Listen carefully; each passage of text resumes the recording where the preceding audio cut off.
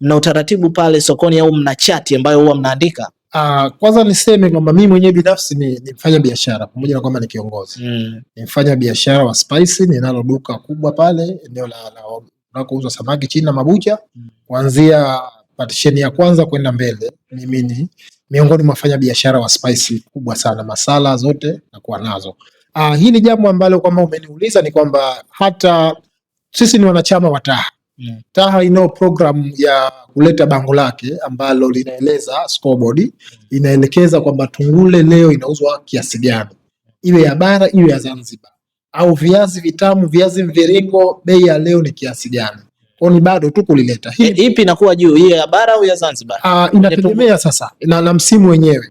Kuna wakati ya bara inakuwa iko juu kwa sababu Zanzibar hakuna, lakini kuna wakati ya Zanzibar ipo juu kwa sababu imezaliwa. Kwa hiyo ikizaliwa ya bara hailetwi. Sasa hivi ndio vitu ambavyo vinasababisha ipi ikae juu, lakini pia na ubora zaidi. Za bara sometimes zinakuwa na changamoto ya usafiri, lakini na material yake. Hii ya Zanzibar ni karibu ambapo inaletwa. Kwa hiyo ikivunwa tu inakaribia kuja sokoni. Kwa hiyo sulubu zake inakuwa ni kidogo. Kwa hiyo inakuwa iko juu bei yake. Kwa hiyo mambo yanakuwa hivyo. Kwenye bidhaa zingine za mifugo hali ikoje? Mfano nyama, kuku. Kwenye bidhaa za mifugo sasa hivi kama nyama inaanza kushuka bei kwa sababu tumetoka juzi kwenye mtoko wa Ramadhani na sikukuu yake nyama ilifika hadi 16,000. Sasa hivi nyama inarudi kwenye 14,000, 13,000 mpaka 12,000.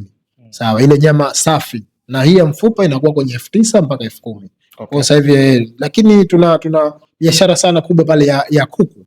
Sawa, kuku wa kienyeji na kuku ambao ni wa broiler na wengine. Hawa ndo ambao wanailazimisha bei ya nyama ishuke kwa sababu ni sehemu ya kitoweo ambavyo watu wanazitumia sana.